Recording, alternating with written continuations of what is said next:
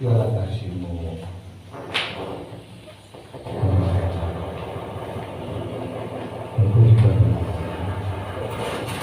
Engkau ada bersamaku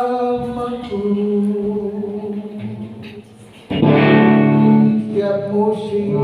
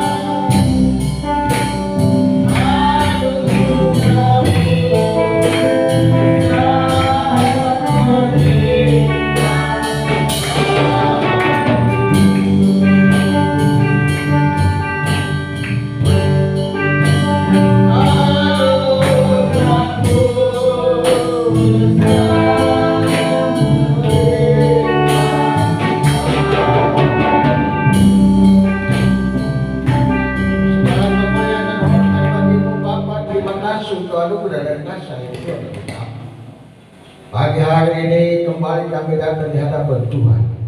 Kami sudah memuji menyembah Engkau dalam roh dan kebenaran. Biarlah segala yang kami lakukan keberkenan kepada Tuhan. Yang hadir kami pada pagi ini, kuduskan, sucikan kami. Biarlah Engkau berikan kami fokus untuk menerima firman Tuhan, sehingga firman ini menjadi kekuatan kami. Kami sehingga menyertai kami, ya Bapa. Kami siap mendengarkan sabda firman-Mu. Berfirmanlah ya Bapa, di dalam nama Tuhan Yesus Kristus. Hamba cuma Allah di dalam tangan-Mu. Kau yang punya firman ini, dan Engkau juga yang punya otoritas. Engkau juga yang punya kuasa. Berbicaralah bagi kami, Roh Kudus, supaya kami tetap memuliakan Tuhan dalam kehidupan kami dengan pengucapan syukur yang selalu naik ke hadapan Tuhan. Di dalam nama Tuhan Yesus Kristus, kami sungguh berdoa dan sambut berkat firman ini di dalam nama Tuhan Yesus Kristus. Haleluya. Amin.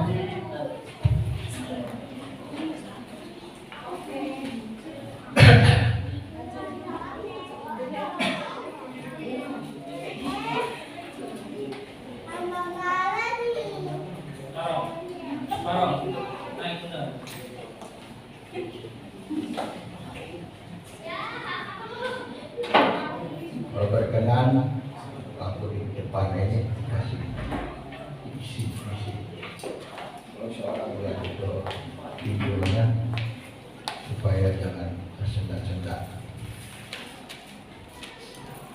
Ada yang bisa lihat itu video?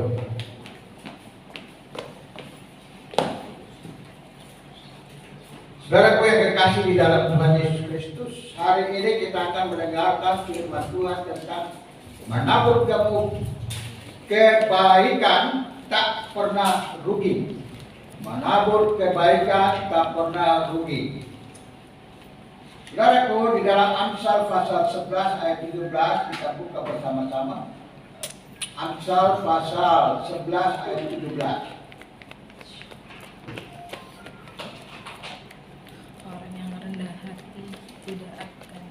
kitab Amsal 11 ayat 17.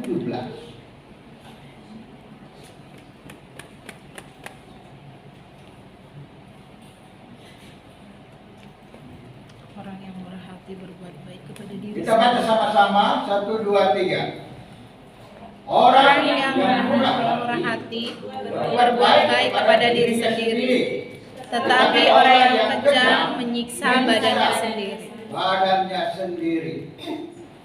Kita ulangi lagi. 1, 2, 3. Orang yang murah hati berbuat baik kepada diri sendiri, tetapi orang yang kejam menyiksa badannya sendiri. Saudaraku, inilah firman Tuhan bagi kita sekalian. Saat ini 1000 kali orang berpikir bila mau bermurah hati kepada orang lain, hitung-hitungan dulu, untung atau rugi, selalu dipikirkannya. Dia pikir hitung atau rugi kalau mau bantu orang itu.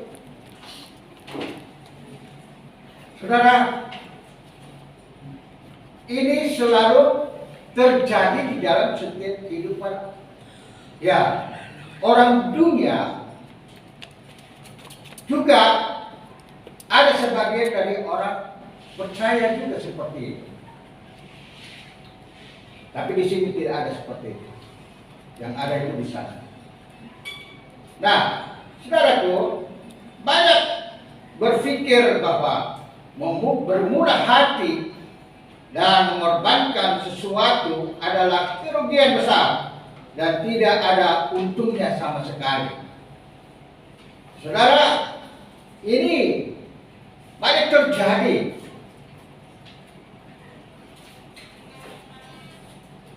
Selalu banyak orang datang dan meminta kepada saya, Pak Pendeta, ada duit bagi dulu.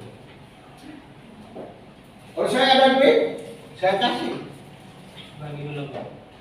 Bagi dulu Pak. Mantap. Kalau saya ada, saya kasih. Di kantor pun sama seperti itu. Walaupun cuma 2000 perak. Kalau ada, kasih saja. Sampai banyak juga yang menipu saya, membohongi saya. Tetapi itu tidak masalah untuk saya. Saya anggap itu sudah, kalau begitu saya kasih, berarti sudah selesai. Hilang sudah itu. Gak boleh dipikirkan lagi secara manusia. Kalau dipikirkan bisa stres dan gila. Lebih baik tidak usah dipikirkan. Yang marah-marah adalah ya yang dekat dengan saya saja. Sama anak-anak saya ya lalu bodoh sih katanya. Memang pendeta kadang-kadang bodoh juga ya. Tapi saya pikir bukan bodoh, tapi ini firman, saudara. Orang yang murah hati berbuat baik kepada dirinya sendiri. Ingat itu. Orang yang bermurah hati berbuat baik pada dirinya sendiri. Ya. Tetapi orang yang kejam menyiksa badannya sendiri. Oleh sebab itu, saudaraku, jangan kita ya kata orang dunia katakan jangan pelit. Ya, jangan pelit. Kalau kita ada kasih, kalau tidak ada ya berdoa saja untuk mereka agar supaya mereka juga ya ada hidup yang baik. Amin. Amin. Haleluya. Amin. Nah, saudaraku yang terkasih di dalam Tuhan Yesus Kristus, orang yang bermurah hati adalah orang yang mau mengulurkan tangannya untuk membantu orang lain, tidak menganggap kebaikan yang dilakukan merupakan suatu paksaan.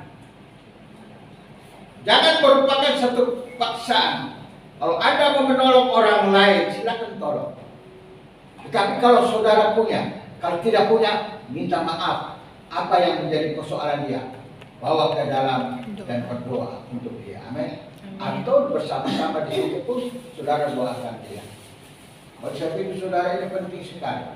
Di dalam kehidupan kita berkomunitas, kita hidup di dalam ya majemuk, banyak masalah, banyak ya, dan di mana banyak juga orang-orang yang kita hadapi. Mari Tuhan katakan bermurah hatilah. Bukan saja bermurah hati karena kasih itu tidak juga. Kita dengan senyum kepada orang itu pun kita sudah bermurah hati. Amin. Amin. Apakah ada yang ketemu orang dengan muka yang kayak bapau? Ada Banyak ya. saya. Karena bertobat kalau ada yang seperti itu. Ya, jangan simpan dendam, amarah dalam hatimu. Tetapi buatlah suasana yang sukacita. Amin.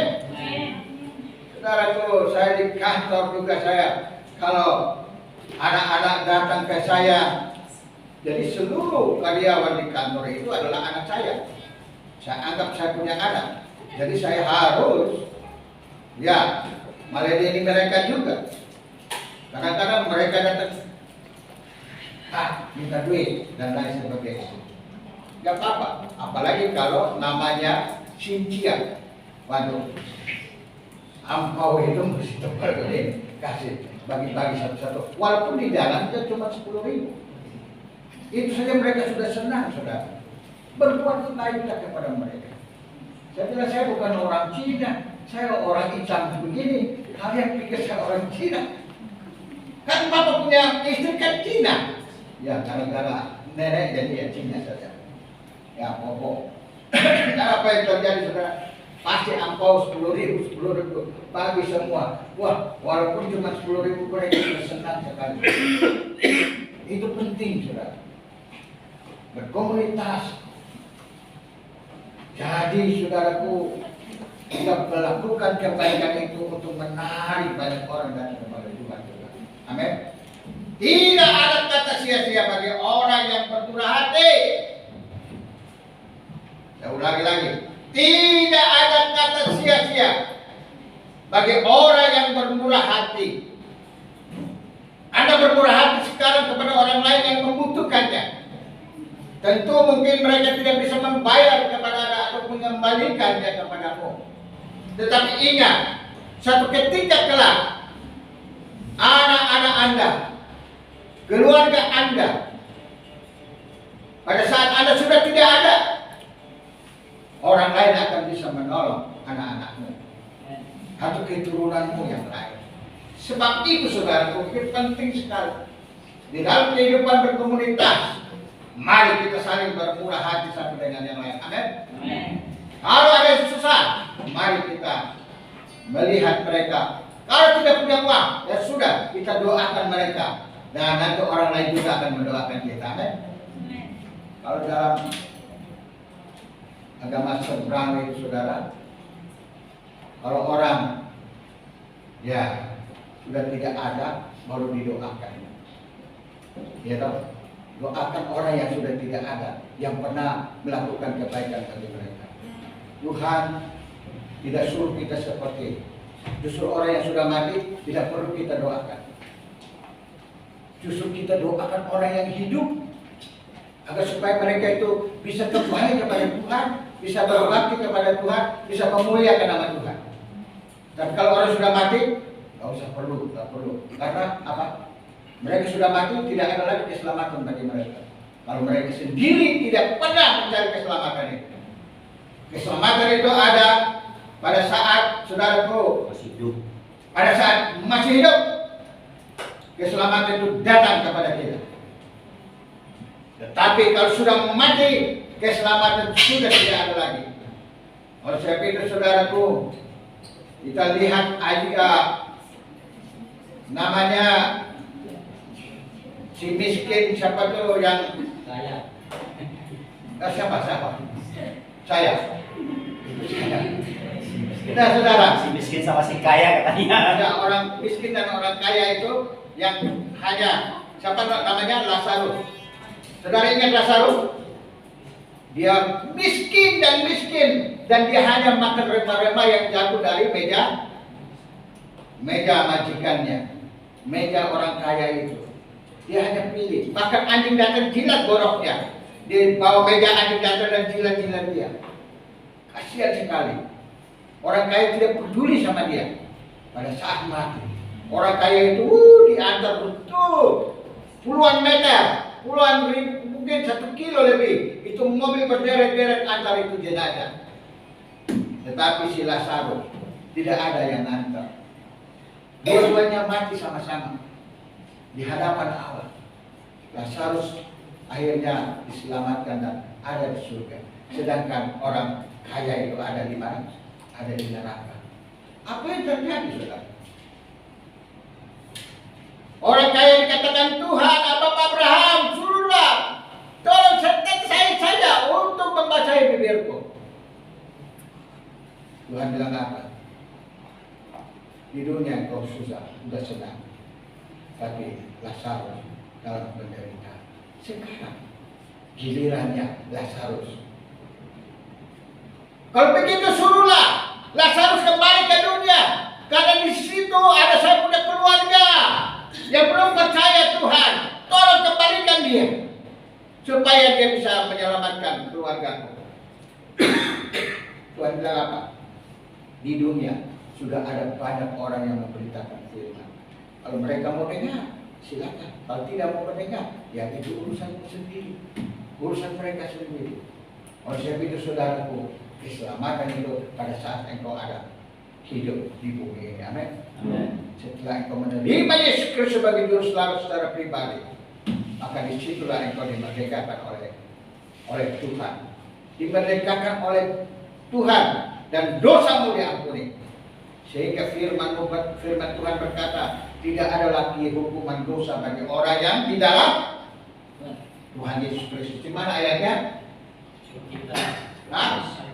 Ya, Alkitab memang ada.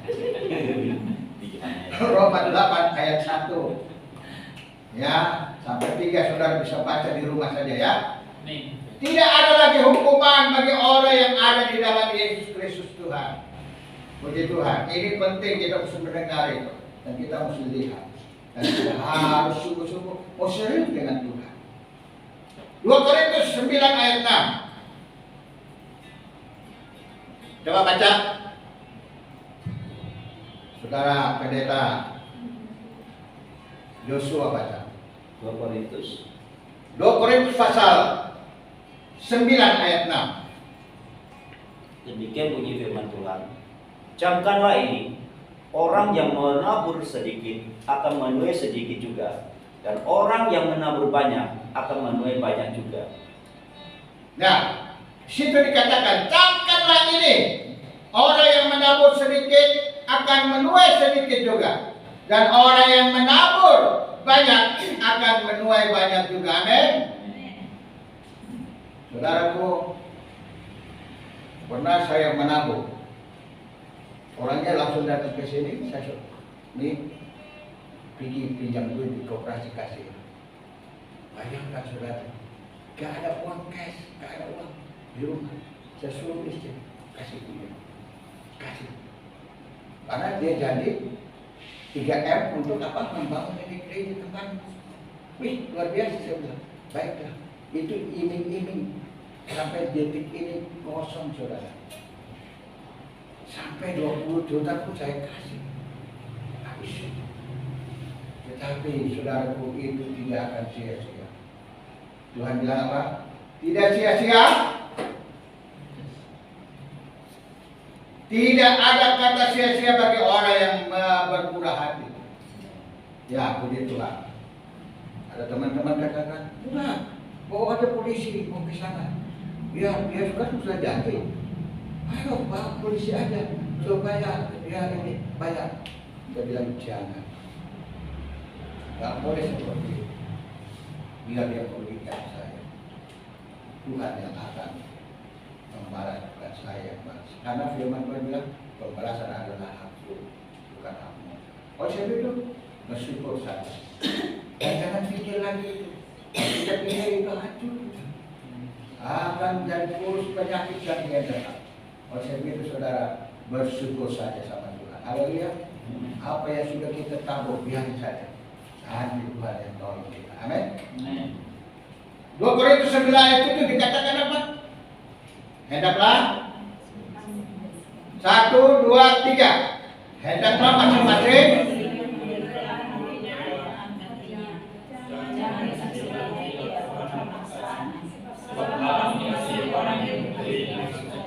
beri dengan sukacita dan terpaksa. Walaupun orang iming-iming apapun juga, berilah dengan sukacita.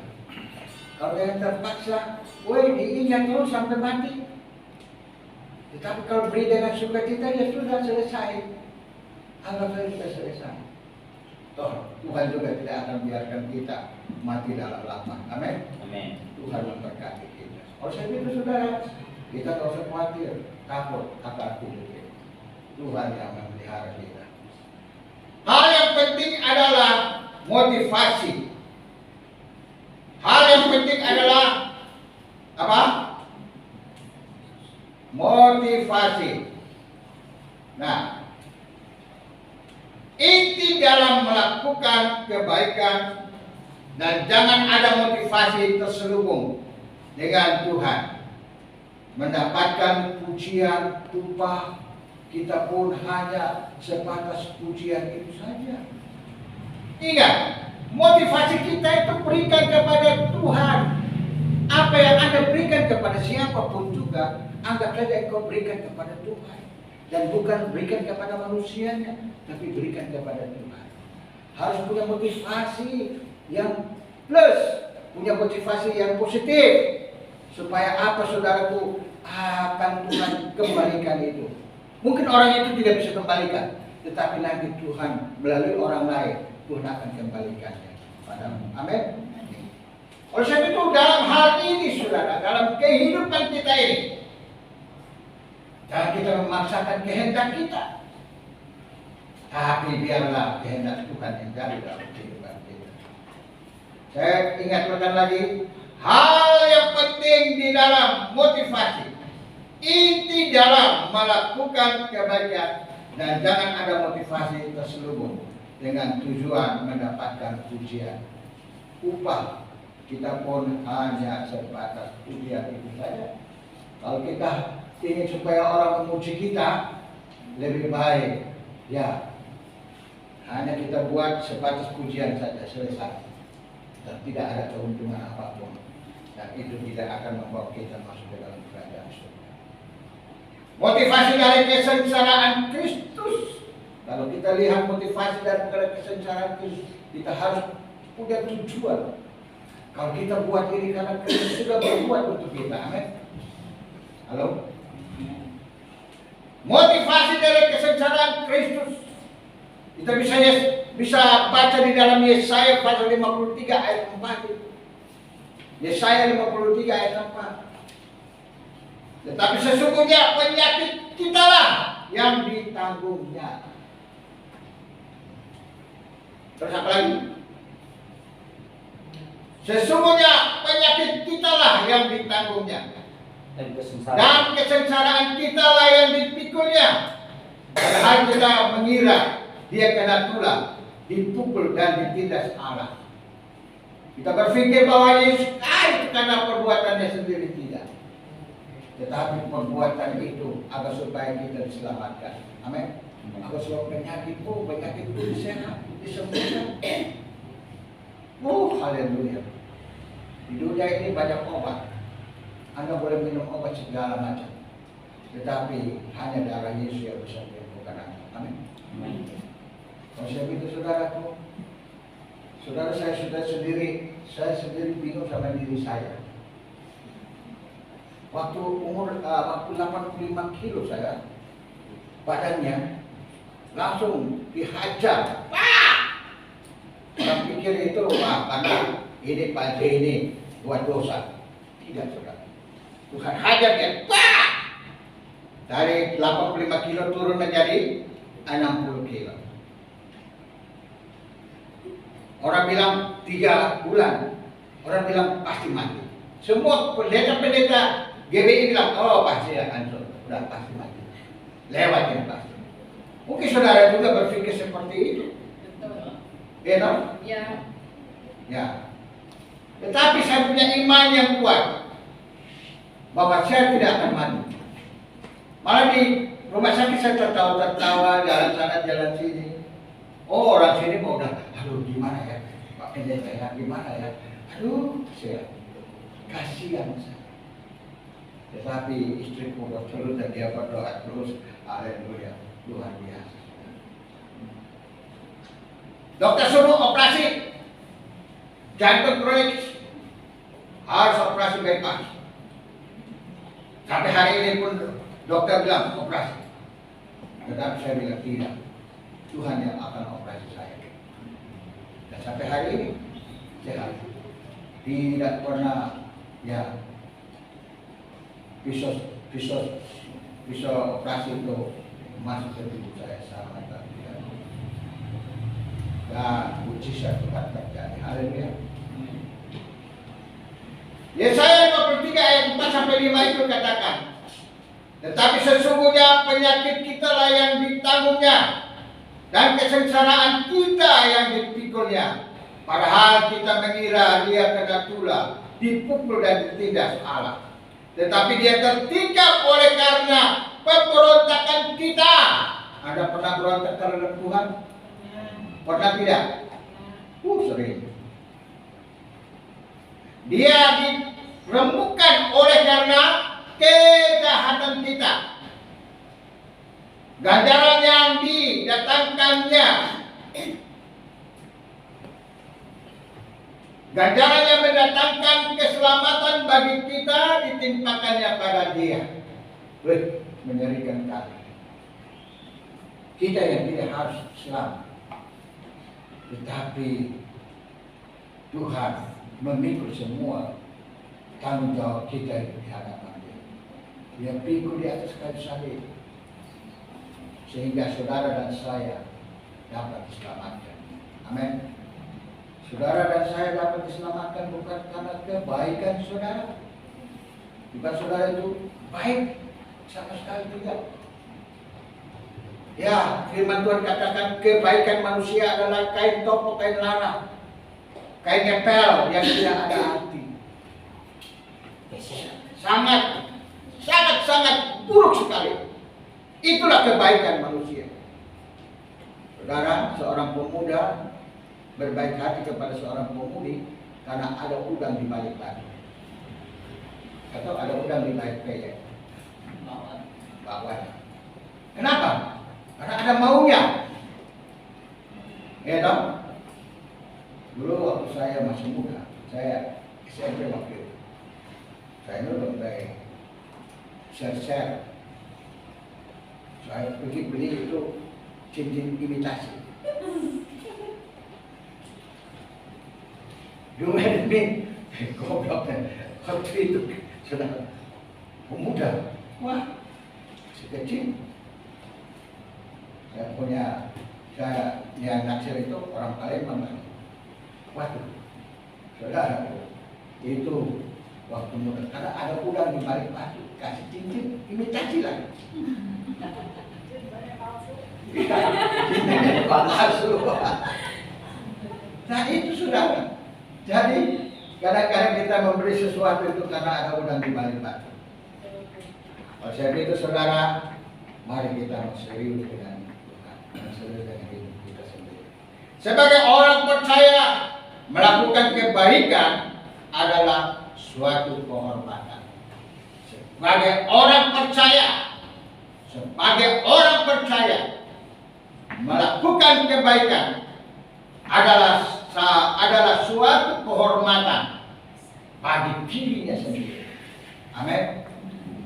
Engkau berikan kehormatan atau engkau menolong orang lain, engkau melakukan kebaikan kepada orang lain, itu adalah engkau melakukan kehormatan bagi dirimu sendiri. Haleluya. Suatu kehormatan di hadapan Allah, engkau sangat berharga, bahkan engkau terhormat sekali. Begitulah. Tuhan itu sungguh baik bagi kita, saudara. Jangan kita jemu-jemu untuk berbuat baik. Kita akan menuai setelah waktunya. Kita akan menuai setelah apa? Kita akan menuai setelah waktunya. Amin. Galatia 6 ayat 9. Pendeta baca. Galatia 6 ayat 9. Galatia 6 ayat 9. Demikian bunyi firman Tuhan. Janganlah kita jemu-jemu berbuat baik, karena apabila sudah datang waktunya, kita akan menuai jika kita tidak menjadi lemah. Amin. Kita sama-sama baca itu. 1, 2, 3. Janganlah kita jemu berbuat baik.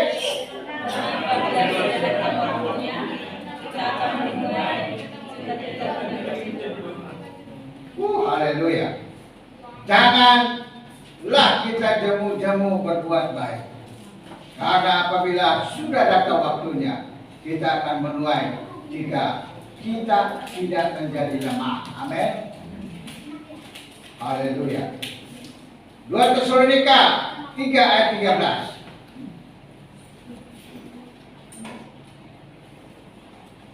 Sini firman Tuhan katakan, jangan jemu-jemu berbuat baik. Berarti orang Kristen itu harus berbuat baik terus. Haleluya. Amin. 2 Tesalonika pasal 3 ayat 13. Baca 1, ada. Haleluya. Sama-sama. Kita baca sama-sama. 3 ayat 13. 1, 2, 3.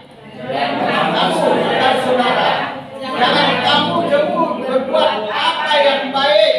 Haleluya. Jangan jemu-jemu berbuat apa yang baik. Puji Tuhan. Amin. Hari Kamis, hari Rabu besok kita akan